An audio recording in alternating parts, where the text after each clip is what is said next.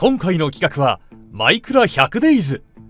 ドズルが工業化されたマイクラの世界を楽しみながら発展させる。特殊なシステムやアイテムが追加された工業モッドの世界で無事100日間を生き抜いたドズル。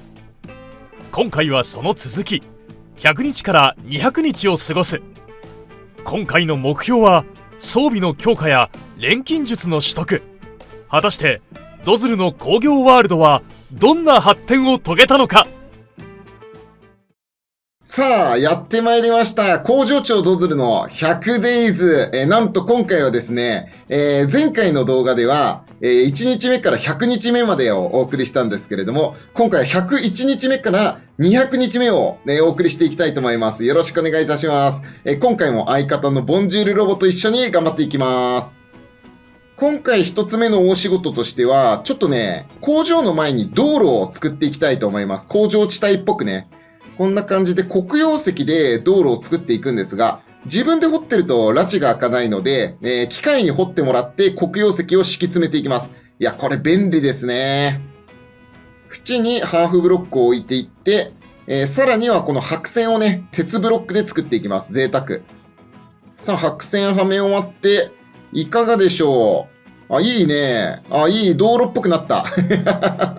これでより工場感が増したんじゃないかなと思います。で、今回のこのシリーズは結構でかい機械もね、作っていきたいので、ちょっと工場地帯をね、海の方向に広げていきます。このマグマを置いて、ちょっと水のところを石にしていきましょう。105日目。今日はですね、火炎放射器っていうのを作っていきます。もう見るからに物騒ですね。この火炎放射器を使うと、まあ普通に火が出るんですけど、こんな感じでね、石を焼いて、滑らかな石にすることができます。すげえな、これ。お物は消毒だ。106日目、いよいよですね、今回の 100days の目玉であります。原子力発電を作っていきたいと思います。正直ね、原子力発電って僕名前は知ってたんですけど、あんまりその原子力発電の仕組みっていうのを知らなかったんで、今回ね、この 100days をしながら、いろいろ勉強しながら、やっていきました。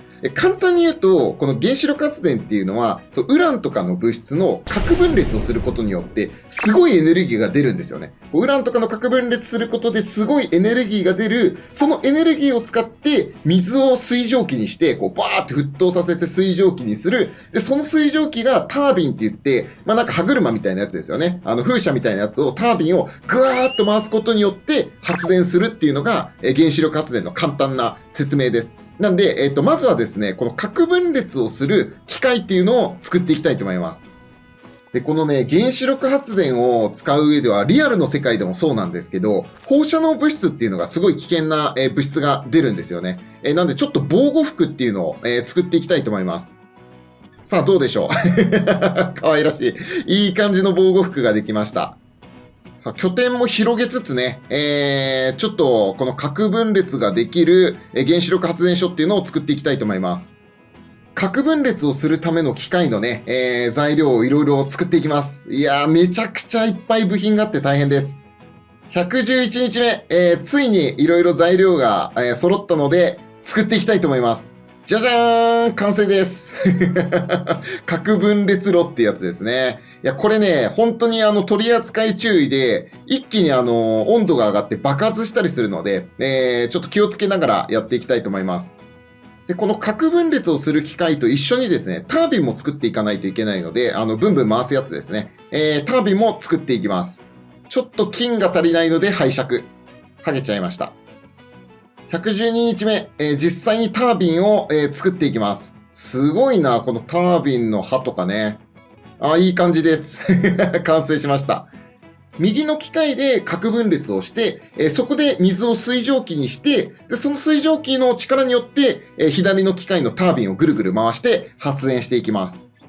こっからはですね、結構危険な機械を扱うことが増えてくるので、爆発とかもしちゃうんでね、ちょっと襲撃イベントを起こして、トーテムをゲットしていきます。ありがてえ、トーテムゲット。これで即死は免れます。114日目、この核分裂をね、する機械の最終調整をやっていきます。この放射能物質っていうのを出すので、放射能を出す物質をね、きちんとバレルの中に入れたりだとか、あと安全装置を、作って、この機械の温度が上がると、勝手にね、装置が止まるような仕組みを作っていきます。116日目、核分裂のね、ための燃料を作っていきます。で、この燃料に必要なのがウランです。今までね、ウランは全くこの工業化モッドで使ってなかったんですけれども、いよいよ、登場しましたね。6フッ化ウランっていうのを作って、それを、燃料にして送り込みます。117日目、いよいよ核分裂の燃料っていうのが完成しました。さあ、そして、この核分裂炉、スイッチオン。おー、動き始めました。これで水蒸気ができて、左のタービンがじわーっと回ってますね。よしよしよし。これで、タービンを回すことで発電も、できています。さあ、基礎はできたんですけどね、こいつの性能はまだまだこんなものじゃありません。どんどん核分裂して、水蒸気を作ってタービンを回すためには、冷却水って言って水がね、大量に必要になってきます。こう水があればあるほど、たくさんですね、核分裂をして、水蒸気で発電がたくさんできるといったところで、ちょっとですね、この、水の組み上げっていうのを改良していきたいと思います。いや、タービンのね、周りもだんだん速くなってまいりました。いやー、これすごいな、ほんと。今までの発電と比べても発電量はピカイチです。120日目、燃料となるね、ウランが足りなくなってきたので、またデジタルマイナーで掘って、ウランを作っていきます。どんどんいろんな機械が自動化されることによって、巨大なエネルギーを埋めるようになってきました。121日目、緊急事態発生です。この核分裂をする機械からね、廃棄物が出てくるんですが、この廃棄物がちょっと爆発してしまって、あたり一面に放射能物質が、出てしまいました。これちょっとやばいことになりましたね。リアルの世界でこれをやってしまうと大変なことになります。ちょっと当分の間、この防護服を脱ぐことはできませんね。やっちまいました。122日目、気を取り直して、今回新しい装置、このキャンティーンっていうのを作りました。これね、今までずっと食べ物を食べていたんですけれども、食べ物をこの中に液体状にして、飲めるっていう人間の慣れの果てです。私は人間をやめるぞ。で、ちょっとこの隙に暇つぶしがてらエリトラを取りに行きます。エンドの世界でと。よいしょ。さあ、エリトラゲットです。エリトラ今後使うことあるかなまあ、そもそもね、ジェットパックで空を飛べるので、エリトラあんま使わないかも。124日目、時間経過とともに、この漏れ出してる放射線のね、がだんだん減っていくっていうことなんですけれども、なかなか減らないので、この被爆線量を測れる、機械っていうのを作っていきました。少しずつ減っていってますね。ちょっとまだまだね、放射線物質落ち着かなさそうなので、この防護服を着て生活していきたいと思います。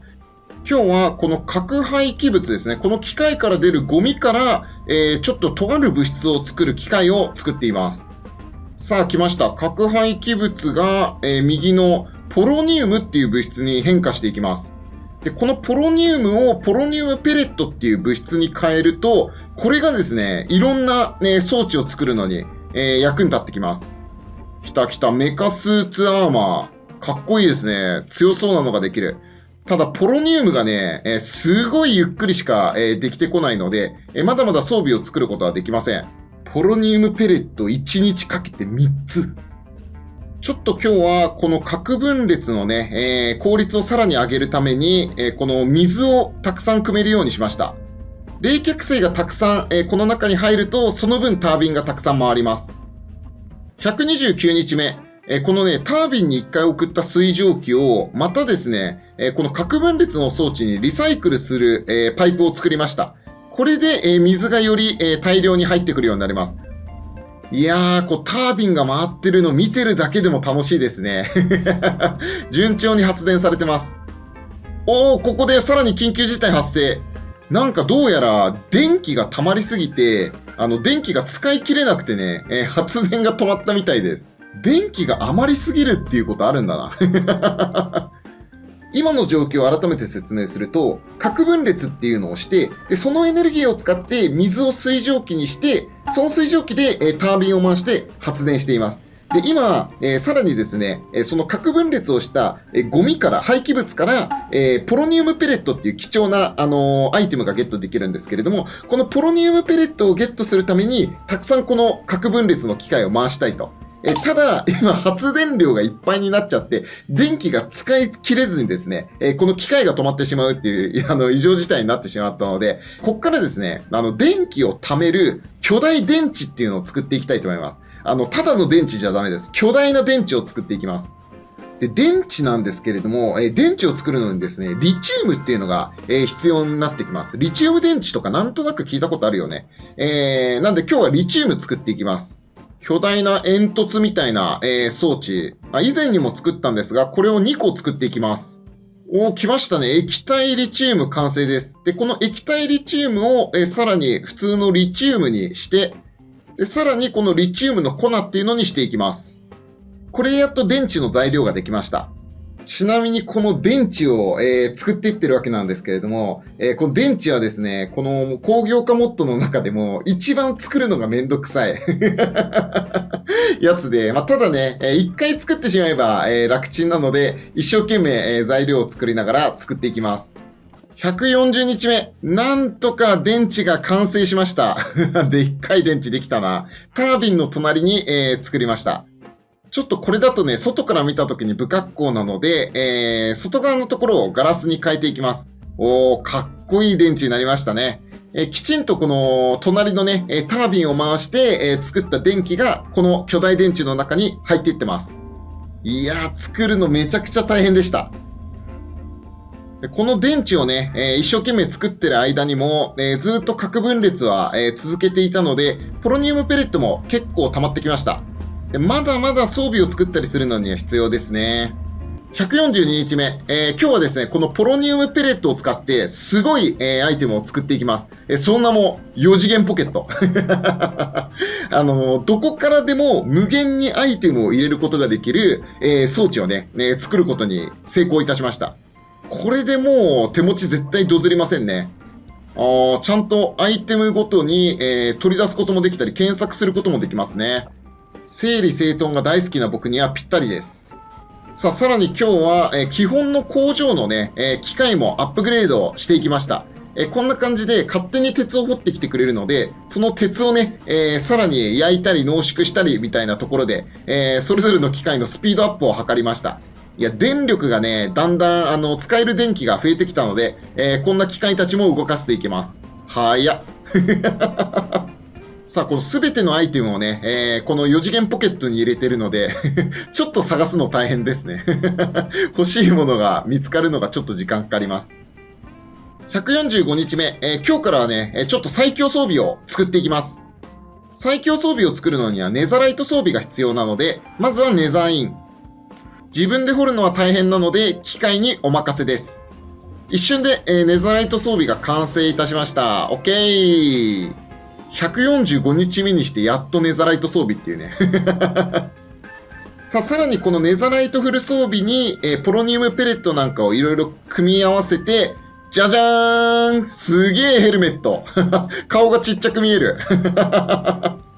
全身はこんな感じです。やばい。ガンダムとかに出てきそうないかつさですね。しかもこれ電気を充電しとくとダメージがね、一切入らないっていう優れものです。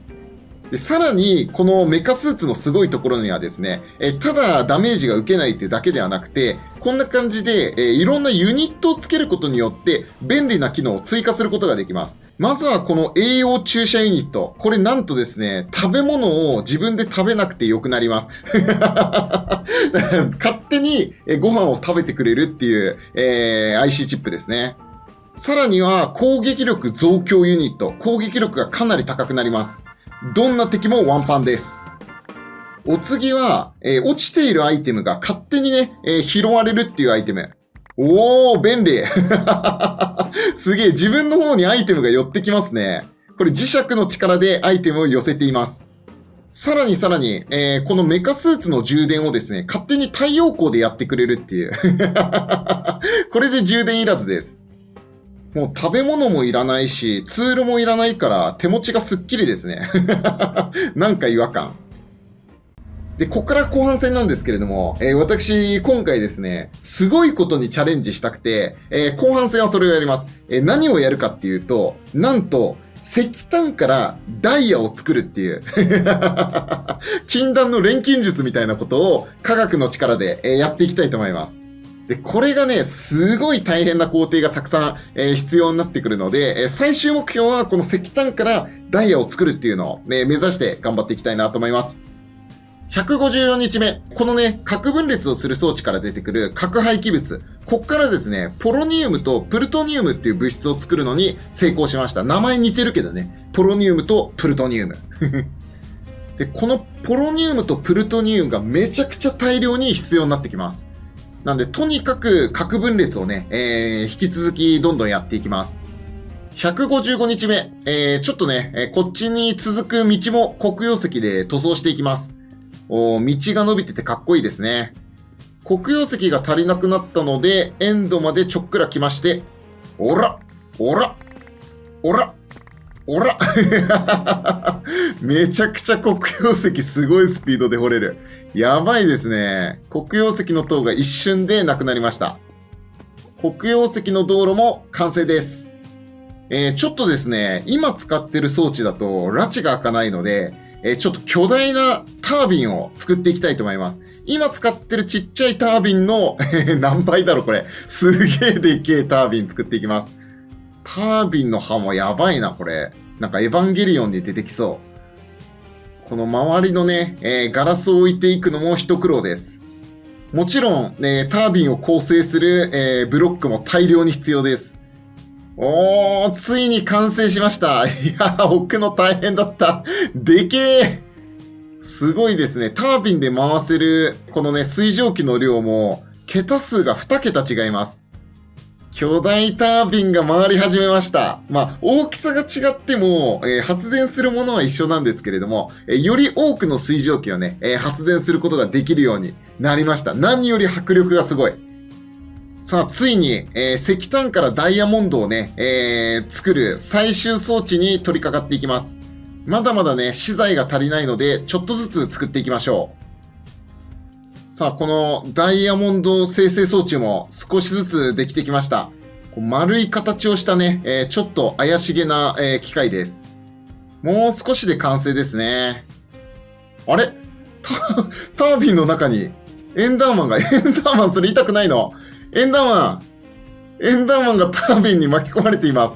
これ痛くないのかな、エンダーマン。ちょっと気持ちよさそうです。170日目、ついにこの装置が完成いたしました。すげえ、マイクラの中でなんかすげえバチバチしてる。この装置はね、大量の電気を使うことによって、この世には存在しないような反物質っていう物質をね、作ってくれます。ただ、かなり電気が必要になるので、この巨大タービンをどんどん回していかないといけません。すっからかんだ。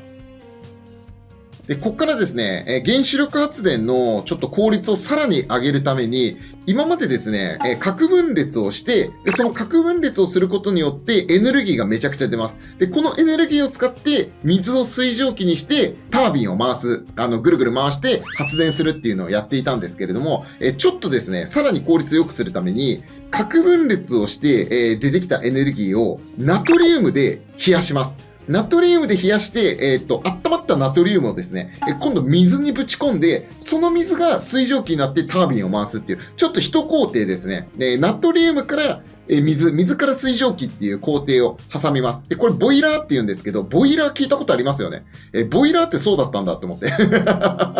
今までボイラーってなんとなくイメージは分かってたんですけれども、このボイラーっていうのを使って、ナトリウムを熱々にして、で、熱々のナトリウムで、今度水を水蒸気にして、で、その水蒸気でタービンを回すっていう工程にしていきたいと思います。なんで、巨大ボイラーを作っていきます。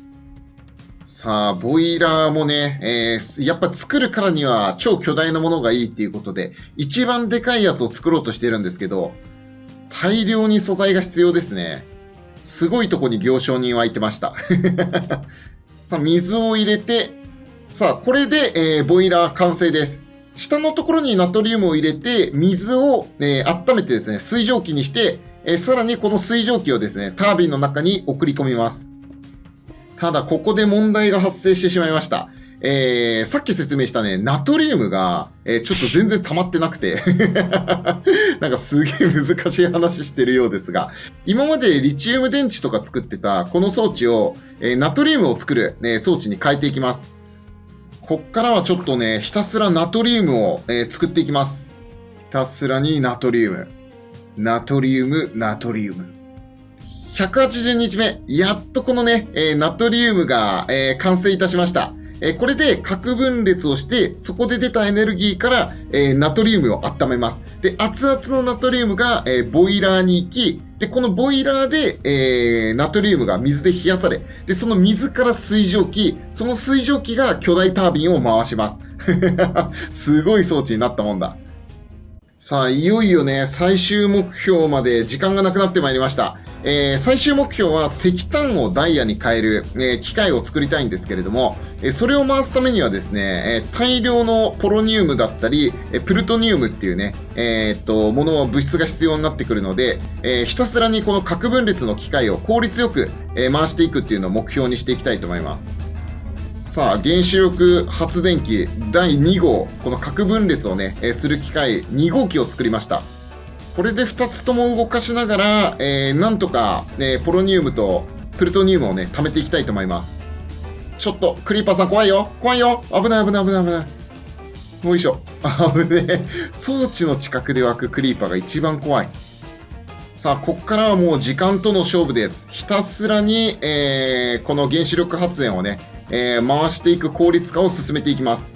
さあ、最終目標である反物質、この反物質をですね、ちまちまと作っているんですけれども、まだまだ、物質が足りません。191日目、恐れてた事態が起きてしまいました。緊急事態です。なんと、核分裂をする原子力発電が粉々に吹き飛んでしまいました。これ何が起きたのかちょっとわかんないんだけど、ぽっかり穴が開いてます。いやー、この原子力発電っていうのはね、すごい電力を、獲得することができるんだけど、その分取り扱いもね、危険性もかなり高いっていうのをね、改めて勉強できました。いや、なんとか立て直しましたが、ちょっとね、残り7日間では、最終装置まで手が届かなさそうです。さあ、残りの時間はね、あとはこの核分裂をひたすらして、最終目標である石炭のダイヤ化っていうのに、必要な材料を集めていきます。核分裂に必要なね、ウランをたくさん掘ったり、ゾンビに装置パクられたり、待ちぼうけしたり、機械いじったり、待ちぼうけしたり、200日が来てしまいました。いやー、ちょっと最終目標まで200日の中にギュッと収められないっていう、悔しさがすごいあるんですけれども、それでもですね、一生懸命期間内、いろんな機械作ってね、巨大な装置作ったりとか、作るのが難しい装置作ったり、しましたが、こんな感じで、私、200日までなんとか生き延びました。ただ、ちょっとですね、このままこの動画が終わるのは、あまりにも締まりが悪いと、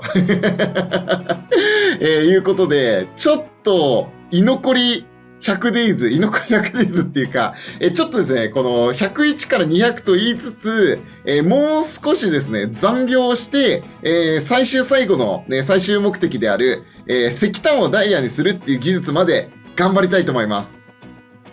もうこっからはひたすらね、もう待つ作業です。装置はもう出来上がっているので、核分裂をひたすらにして、そこでできた、物質をさらにね、電気を加えて反物質っていうのを作っていきます。そして待つこと、なんと28日間。228日残業して、ついにできました。反物質2つですね。これを、装置に組み込んで、このなんか難しそうな、装置の完成でございます。さあ、この装置を使うと、来ました。石炭からダイヤに、変わってますね。ビビビという感じで、石炭がダイヤに左から右に変わってるのがわかると思います。いやー、長かったな本当に。約30日も1ヶ月残業してしまいました。とんでもなく待ちましたね。こんなに時間かかると思ってなかった。はい、ということで、皆さん、今回はですね、100days と言いつつ、なんと228日もですね、にもわたる、こちら工場長の、ドズルシリーズ、いかがだったでしょうか。結構ね、やっぱり原子力発電って大きな施設が必要だし、それを作るのにですね、すごい時間がかかっちゃって、たくさんこう、いろんなアクションがあるっていうよりは、大物がバンバンバンと、出来上がるような、シリーズとなりましたが、ちょっと見てる人はね、もしかしたら難しかったっていう方も、いるかもしれませんが、私自身ね、すごいこう、いろいろ、工場の勉強というか、発電の勉強とかもね、しながら、できたので、めっちゃ、楽しく過ごすことができました。またですね、ちょっとこの工業化もっとね、本当にやればやるほどいろんなことができるようになって、すごい、ね、楽しめたので、またちょっとね、機会があれば、触っていきたい、モッドでございます。というところで、今回のこの工場長ドズルシリーズは、これにて、完結となりますが、またね、今日の動画面白かった方は、ぜひ他の 100days の動画もチェックよろしくお願いいたします。というところで、じゃあ本日の、動画はこんな感じで、また次の動画でお会いいたしましょう。バイバーイ、じゃあねー。本日もご視聴ありがとうございました。チャンネル登録お願いします。おすすめの動画もご覧ください。